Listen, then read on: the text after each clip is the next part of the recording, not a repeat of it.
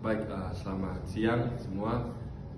Perkenalkan, nama saya Herman Silver Despokoi dengan NIM 32212043. Baik, di sini kami akan menjelaskan atau mempresentasikan hasil kerja kelompok kami, kelompok 1, mengenai elemen-elemen dalam informasi manajemen.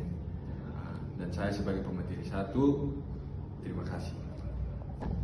Perkenalkan, nama saya Titus Brans Pakevi, NIM 32122131 dan saya sendiri sebagai pemateri kedua. Baik, terima kasih untuk waktu yang diberikan.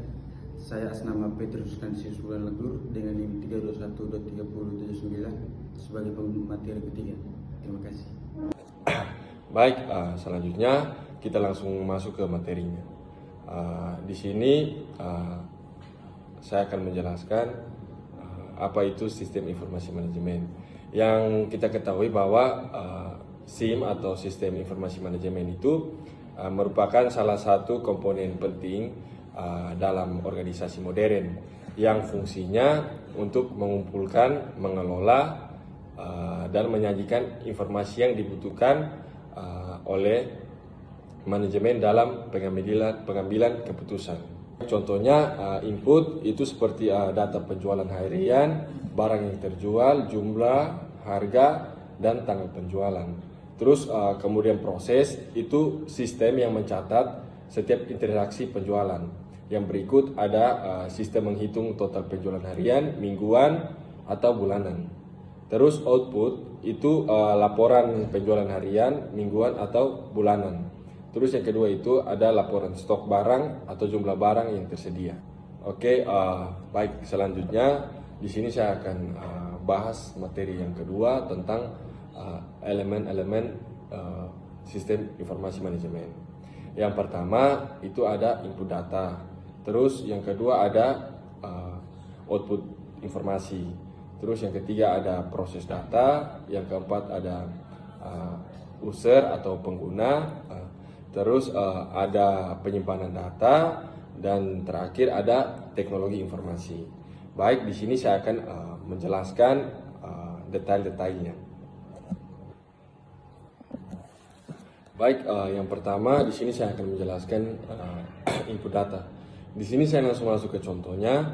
Contohnya seperti formulir pemesanan produk dari pelanggan yang diinput ke dalam sistem sebagai data awal. Terus yang kedua itu ada proses data. Di sini contohnya seperti menggabungkan data penjualan dari berbagai cabang untuk menghitung total penjualan dan menganalisis tren. Terus yang ketiga itu ada penyimpanan data.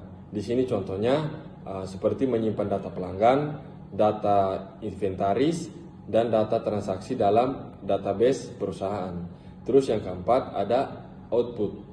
Di sini contohnya laporan penjualan bulanan dalam bentuk tabel dan grafik untuk evaluasi performa produk. Terus yang kelima itu ada user atau pengguna.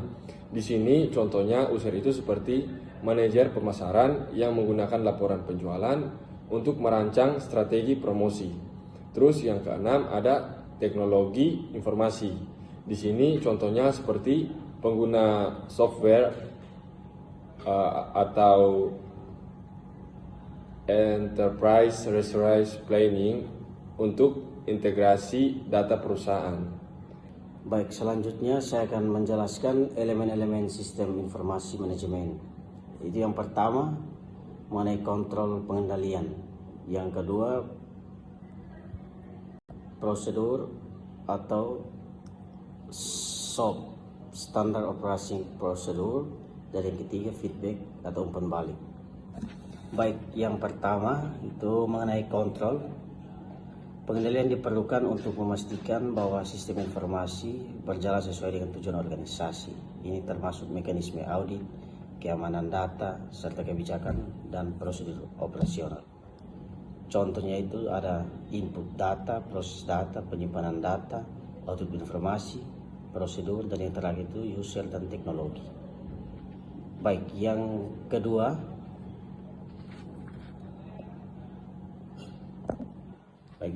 itu prosedur atau SOP, Standard Operating Procedure.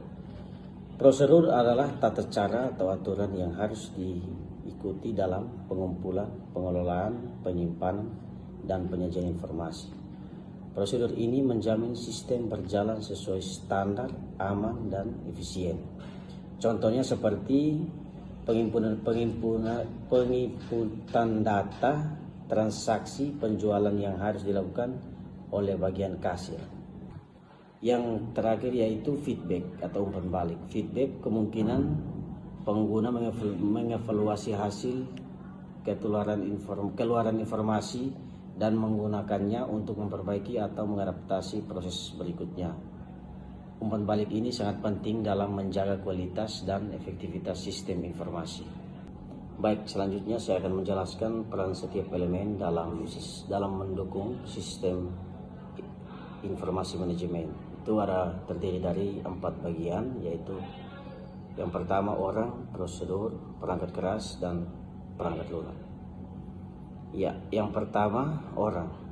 Itu contoh seperti manajer pemasaran yang menggunakan laporan penjualan harian dari sistem untuk merancang strategi promosi dan kampanye pemasaran. Yang kedua, contoh sederhana itu seperti prosedur pengimpunan data penjualan yang dilakukan oleh kasir setiap transaksi dan memastikan data lengkap dan benar. Yang ketiga, perangkat keras. Contoh sederhana itu seperti server pusat data yang menyimpan database pelanggan dan transaksi. Jadi baik, terima kasih untuk waktu yang diberikan. Jadi di sini saya akan melanjutkan penjelasan terkait elemen-elemen sistem informasi manajemen. Pada poin keempat terdapat perangkat lunak. Perangkat lunak adalah kumpulan program komputer yang menginstruksikan perangkat keras untuk melakukan tugas-tugas tertentu. Dalam sistem informasi manajemen, perangkat lunak adalah otak yang memproses data, menghasilkan informasi, dan mendukung pengambilan keputusan. Contoh konkretnya adalah aplikasi ERP seperti SAP yang mengintegrasikan modul penjualan, keuangan, dan inventaris. Berikutnya ada data dasar. Data dasar adalah fakta mentah dan angka yang dikumpulkan, disimpan, dan diproses oleh sistem informasi manajemen. Kualitas data yang sangat penting karena informasi yang dihasilkan hanya akan sebaik data yang dimasukkan. Contoh konkretnya adalah database yang menyimpan seluruh data transaksi penjualan perusahaan. Pada poin ke-6 ada jaringan komunikasi. Jaringan komunikasi adalah infrastruktur yang memungkinkan komponen-komponen sistem informasi manajemen untuk berkomunikasi dengan berbagai data. Contoh konkretnya adalah jaringan LAN yang menghubungkan komputer seluruh divisi dalam kantor untuk berbagi data secara cepat. Pada poin ke-7 terdapat model. Dalam sistem informasi manajemen, model adalah presentasi abstrak dari proses bisnis atau fenomena yang digunakan untuk menganalisis data, memprediksi hasil, dan mendukung pengambilan keputusan.